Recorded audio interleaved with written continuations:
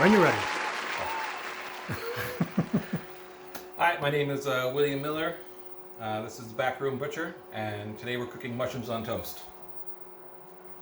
For this recipe, we have porcini mushrooms, morel mushrooms, and chinchilla mushrooms. These were dried mushrooms from Wild Feast. Untamed Feast. Untamed Feast. I apologize.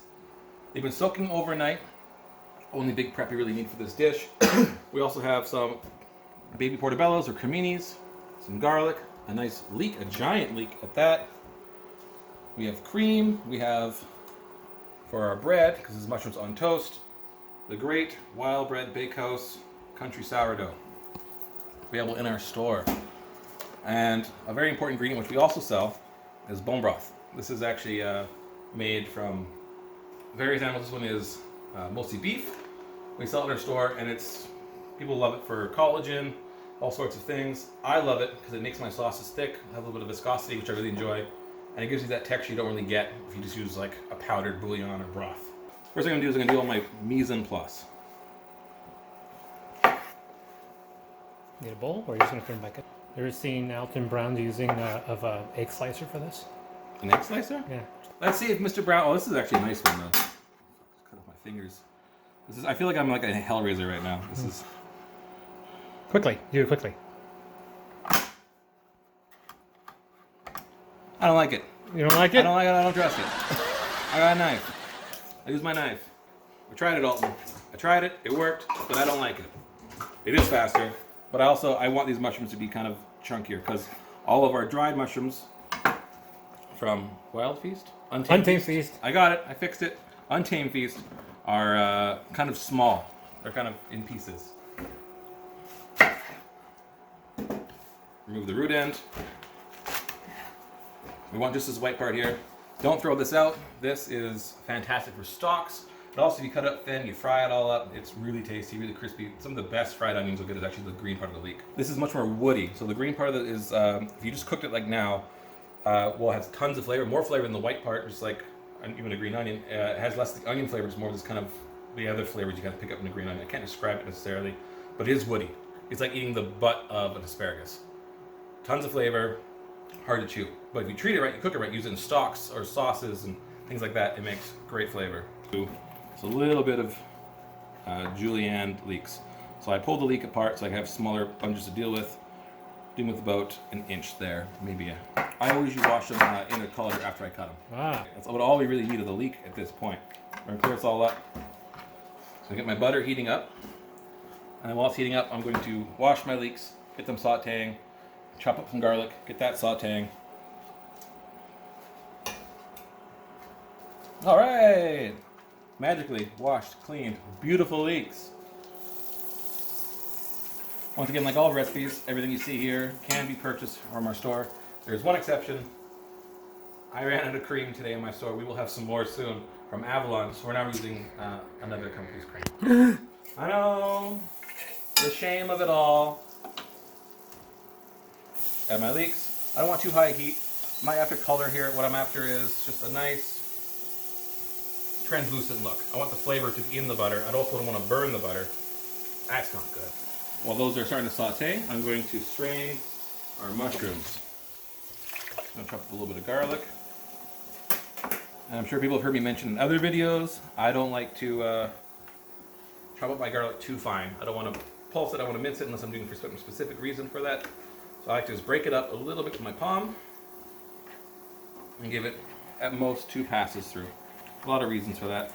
The main one is there's a chemical in here called allicin. Okay, yep. And it has a really nice bite to it, but I want to maintain that flavor.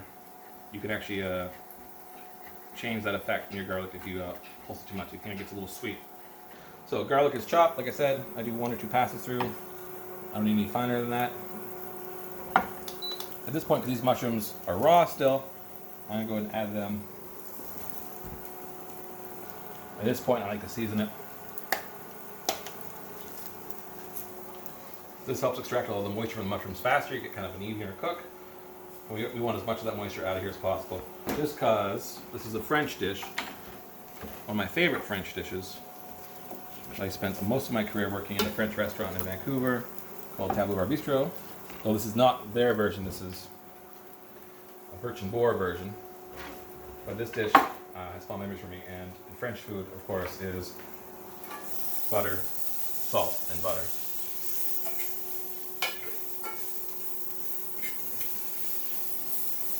Now I wish you could smell, because we're starting to get all that aroma from the mushrooms, the leeks.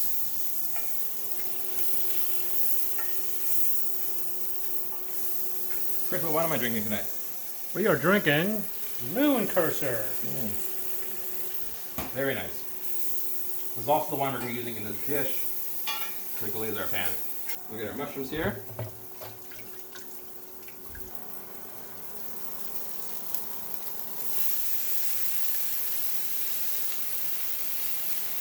We're going to add a little bit of butter because those mushrooms are starting to absorb all that wonderful fat. Smells good. Sorry, I love mushrooms. Alright, once that butter is melted, the mushrooms are looking pretty good. We're going to add our wine. Basically, we're going to add a third of a bottle. So make sure it's a bottle you want to drink because you have to finish the rest of the bottle that night. You'll know it's probably a good time to add your wine when you start to smell the butter start to caramelize. You don't want a brown butter. Well, I mean, it wouldn't hurt the dish, but you don't want brown butter for this dish, in my opinion. So, go ahead and add that third of a bottle of wine. And what we're going to do is we want to reduce this down by about 2/3. Once it's been reduced, we're going to go ahead and add our stalks and bring those down by 2/3. This is the foundation for our sauce. We're basically making a mushroom demi. Chris, do you have any parsley? I didn't grab any. We don't need it. We absolutely don't need it. I can get some fresh parsley upstairs. Okay, look at him go. Go, Speed Racer. Mighty Morphing Speed Racer. No, that's two different shows. So, as you can see, from our top-down camera as well as from my wonderful cameraman's skills, we got that reduced down roughly by 2/3. We're going to add about a cup of our bone broth. Recipe in the description. And then we're going to add about a cup of our mushroom broth. Anything on toast can be beautifully simple or just wonderfully complex. And it's just food on toast. Toast is food. Food on food that's been toasted. Toasted food. Once again, this is Wild Red Bakehouse Country Sourdough. Available in our store, only in our store. And it is probably the best damn sourdough. Pardon my French. Of course, we have wonderful butter. This is our PEI salted creamery butter, Prince Edward Island. That's going to take probably 15 minutes.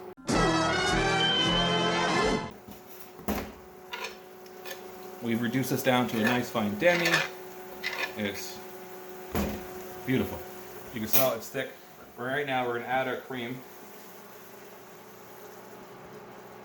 I'm going to let this reduce again by 2/3. I know it's a time-consuming process, but this will be so worth it when it's all finished.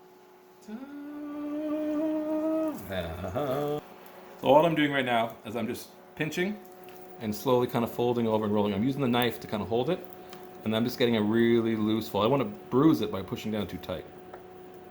Once I have that, bring my knife up. When you're ever doing herbs, for a rocky mush, you want to kind of use this part of the knife. It gives you a smoother rock. And you're just trying to push through. Let the knife do all the work. You get these beautiful strands. Once again, like garlic, but for different reasons, you don't want to go through your herbs too much. But yeah, the cream doesn't take very long because you already did all the groundwork. What I'm looking for is, like I said, to reduce it down by 2/3.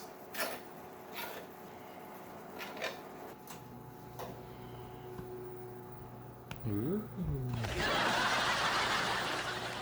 So you can start to see how it's starting to, like, as I bring my spoon across, I'm starting to, like, takes a little while for it to fill up that spot. Our goal is to have it do that and leave a small trail behind where the sauce has not filled it up. That's sort of like the whole coats the back of the spoon, but in a pan sauce world. You can see that it's already happening. It's happening so fast. What wine are we drinking tonight, Chris? We are drinking. Well, let's be honest. We were drinking Moon Cursor. See that, you guys? See that wonderfulness? Turn her off. It's going to keep reducing a little bit in there. That is what you're looking for in any sort of pan sauce, pan gravies.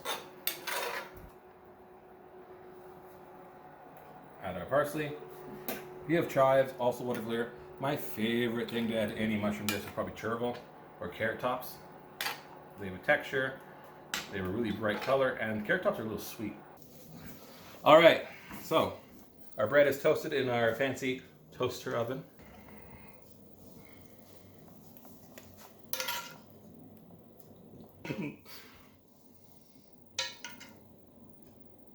All right.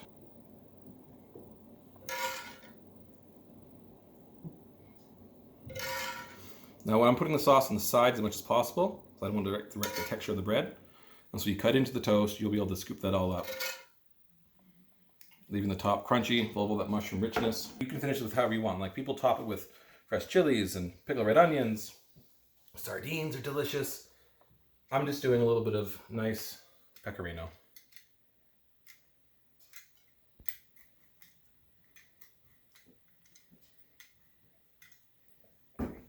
And then just a touch of our finishing salt, the fleur de sel. Bam. Nice crunchy bread. Little cheese, a little mushroom.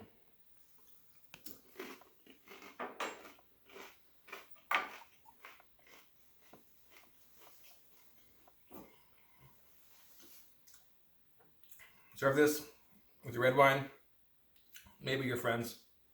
I don't judge. Have a great day. Come see us at Birch and Boar.